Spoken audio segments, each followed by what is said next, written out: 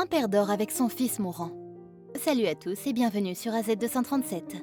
Un père dort avec son fils mourant, puis il se réveille pour découvrir le choc de sa vie. Dans les dernières heures de la vie de son fils, le père dormait à côté de lui, ignorant totalement que cela se produirait. Regardons leur histoire.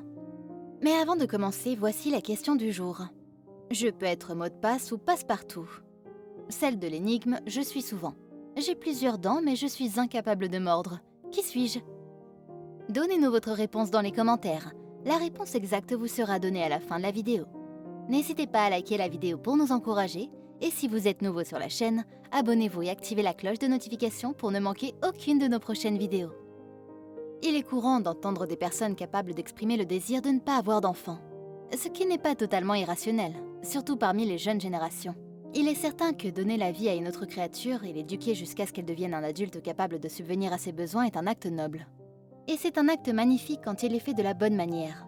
Il est également vrai que la société d'aujourd'hui est pleine de dangers, ce qui fait qu'il est raisonnable pour une jeune personne, qui existe dans le monde, de croire que la ligne de conduite la plus raisonnable est de ne pas soumettre intentionnellement les enfants au chaos qui prévaut actuellement dans la société. Cependant, tous les jeunes ne partagent pas ce point de vue.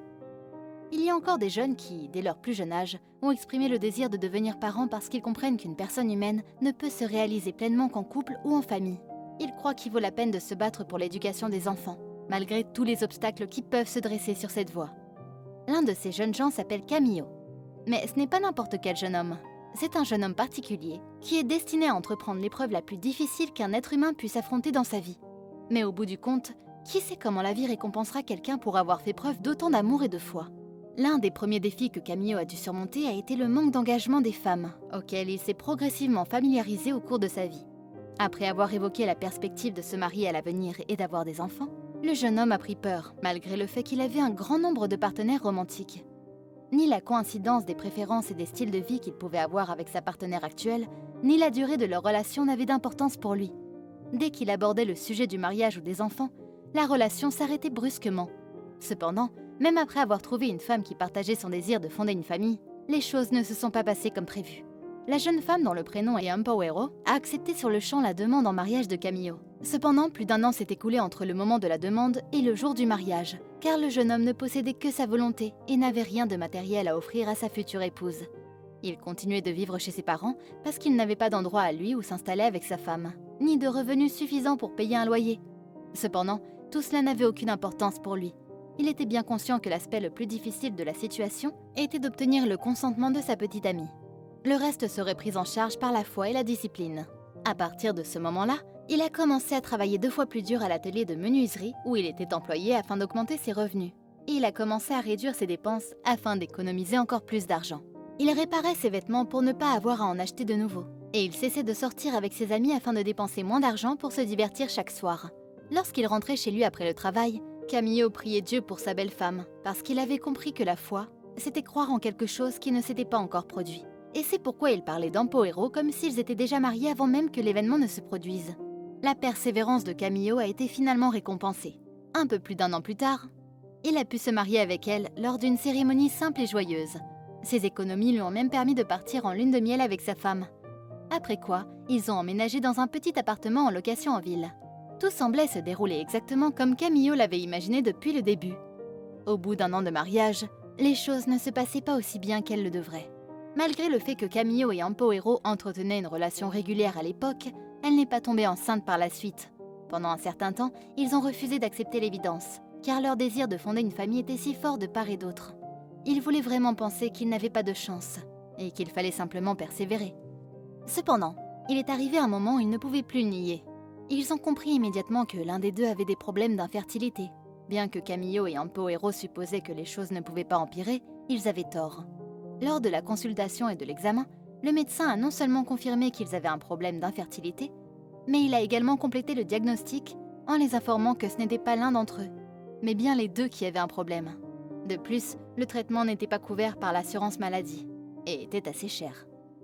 Ampawero était bouleversée. Elle pensait que c'était la fin de ses aspirations à fonder une famille à l'avenir. Camillo, de son côté, pensait qu'il était impossible pour eux de payer un tel prix. Néanmoins, ils avaient confiance en lui et en sa femme, accumulant patiemment l'argent qu'ils gagnaient grâce à ses doubles journées de travail dans l'entreprise de menuiserie. Le couple cessa d'aller au restaurant le week-end, comme il le faisait jusque-là, et préférait préparer tout leur repas à la maison pour économiser sur les frais de traitement. Et tous les soirs, ils priaient Dieu, implorant l'enfant qu'ils désiraient tant. Au bout de quelques mois, Camillo et Ampoero n'avaient économisé que l'argent nécessaire pour couvrir le coût de la première séance chez le spécialiste. Ils étaient désespérés car le traitement devait durer plus de 10 séances. Ampoero en conclut que tout cela était inutile et que la meilleure solution était de s'habituer à la perspective d'une vie sans enfant ou d'envisager l'adoption. D'un autre côté, c'est Camillo qui lui faisait garder espoir. La foi se définit comme l'acte de considérer comme acquis les bienfaits que l'on demande à Dieu. Selon sa philosophie de vie, qu'il avait toujours dirigée, la seule chose qu'ils avaient à faire, selon son point de vue, était de payer la première séance avec le spécialiste et de laisser le reste entre les mains de Dieu. Il fut difficile de persuader Ampoero, mais une fois qu'elle l'eut été, tout commença à se mettre en place. Pour la première fois, Dieu récompensa la confiance du couple, et Ampoero réalisa qu'elle était enceinte. Quelques semaines seulement après leur première séance de traitement, il n'était plus nécessaire de payer pour les séances restantes. La grossesse se déroulait sans problème. Lorsque la femme s'est mise à saigner, les choses sont devenues plus difficiles à gérer, et ce sans aucun avertissement, sans aucun signe qui lui aurait permis de croire qu'une telle chose pouvait arriver. L'hôpital a informé Camillo que la vie du bébé avait été sauvée, mais pas celle d'Ampoero qui est décédé pendant l'intervention. Pour Camillo, la perte de sa femme, la personne qu'il aimait le plus profondément, a été dévastatrice.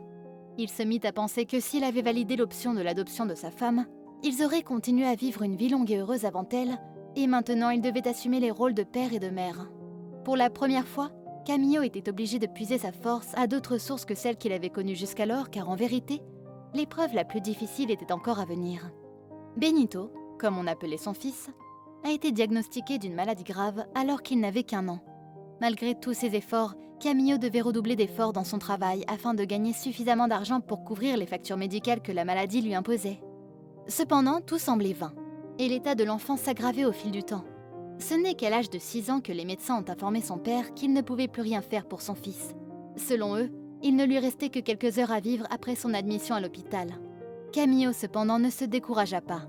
Il était guidé par le concept de sa religion, qui lui enseignait à ne pas tenir pour acquis un miracle avant qu'il ne se produise. Afin de réconforter son enfant mourant, il s'allongea à côté de lui et lui promit d'aller manger une glace dès qu'il serait rétabli. Camillo s'en souviendrait jusqu'à la fin de sa vie. Il ne savait pas si c'était un rêve ou quelque chose qu'il avait vécu dans la vraie vie. Cette nuit-là, il fut réveillé par une voix céleste qui lui parla et lui dit « Dis adieu à l'inconfort. Les bénédictions vont commencer à affluer à partir de maintenant. Peu importe que ce soit un rêve ou la réalité. » La vérité est que Benito n'est pas mort cette nuit-là. Au contraire, il s'est progressivement amélioré, malgré l'incapacité du médecin à expliquer pourquoi. Après sa sortie de l'hôpital, la première chose que Camillo a faite a été de l'emmener chez le glacier comme promis. Pendant qu'ils profitaient de ce beau moment ensemble, il parla au petit Benito de l'importance de faire confiance à Dieu, de le prier, de lui confier tous nos projets et d'avoir la foi. Car peu importe la difficulté d'un moment, Dieu aura une réponse pour nous au bout du chemin. Quelle est votre opinion au sujet de cette histoire?